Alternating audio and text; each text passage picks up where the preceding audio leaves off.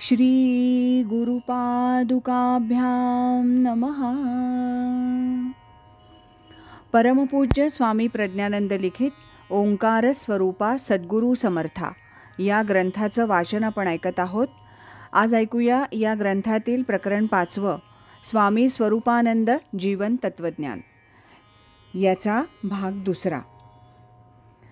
जगामध्ये आल्यानंतर मला जे मिळवायचं होतं ते या जीवनामध्ये मी मिळवलेलं आहे.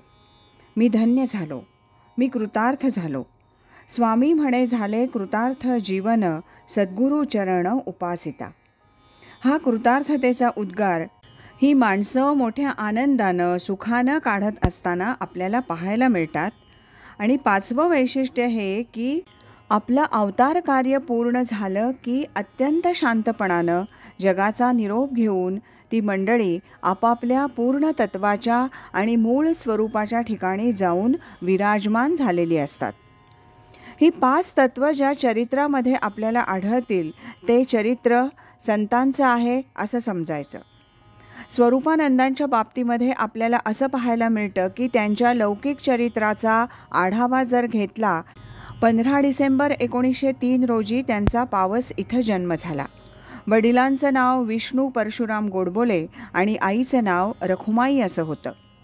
कुलम पवित्रम जननी कृतार्थः वसुंधरा पुण्यवतीच तेन.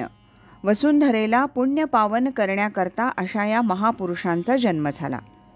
घरची परिस्थिती अत्यंत बेताची होती. कोकणातलं हे कुटुंब मात्र घरातलं वातावरण अतिशय सुसंस्कृत, पुण्यमय आणि सात्विक असं होतं. आईवडिलांनी या मुलाचं नाव रामचंद्र असं ठेवलेलं होतं. हा मुलगा मोठा झाला, शाळेला जायला लागला, मित्रपरिवारामध्ये खेळायला लागला. सर्वांनी त्याला उद्देशून आप्पा हे टोपण नाव ठेवलेलं होतं. हा मुलगा अतिशय हुशार होता, चाणाक्ष होता, खेळकर होता, उत्तम स्वभाव, त्यामुळं अनेकांशी मैत्री केलेली होती, बोलका होता. हरहुन्नरी असणारा असा हा मुलगा 5वी इयत्तेपर्यंत पावस इथं शिकत राहिला आणि त्यानंतर इंग्रजी शिक्षण घेण्याकरता म्हणून तो रत्नागिरीला गेला. 1915 ते 1919 या कालावधीमध्ये त्यानं रत्नागिरीमध्ये आपलं शिक्षण पूर्ण केलं. त्याच्या पुढचं शिक्षण घेण्याकरता मुंबईला आर्यन एज्युकेशन सोसायटीच्या आंग्रेवाडी इथल्या शाळेमध्ये त्यांनी प्रवेश घेतला.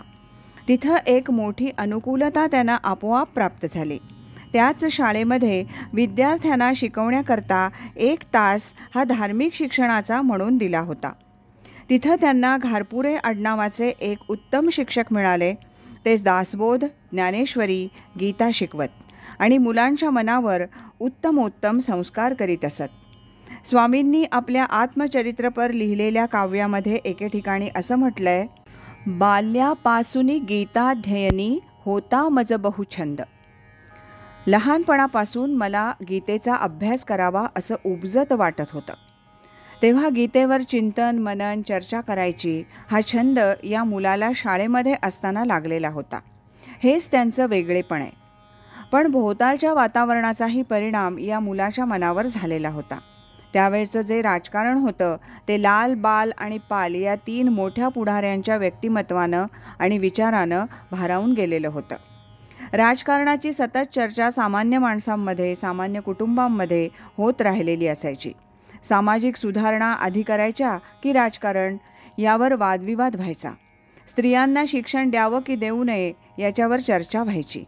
स्त्रियांना स्वातंत्र्य किती द्यावं आणि किती देऊ नये याच्यावर वादविवाद व्हायचे. साहित्य, राजकारण, शिक्षण या क्षेत्रामधले मोठे मोठे दिग्गज आपल्या समाजामध्ये नवे नवे प्रयोग करू पाहत होते. या सगळ्या वातावरणाचा परिणाम त्या मुलाच्या मनावर तरुणपणी झाला आणि त्यानं मनाशी निश्चय केला की जगायचंच असेल तर ध्येयाकरता जगायचं.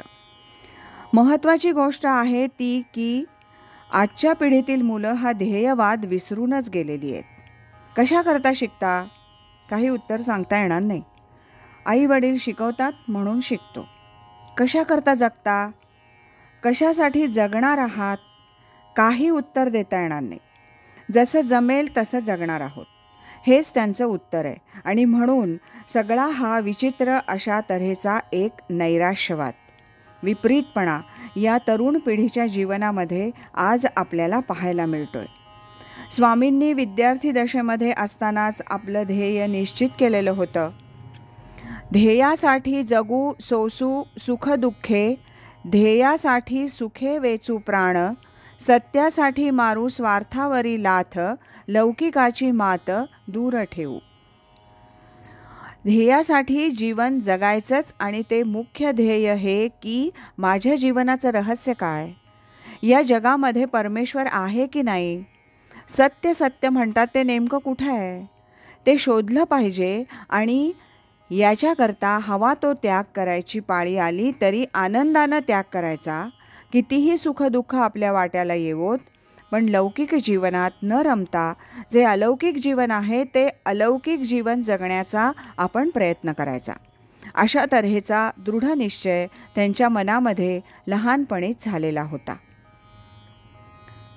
आज इथेच थांबूया. यानंतरचा भाग पुढच्या वाचनात. राजाधिराज सद्गुरुनाथ महाराज की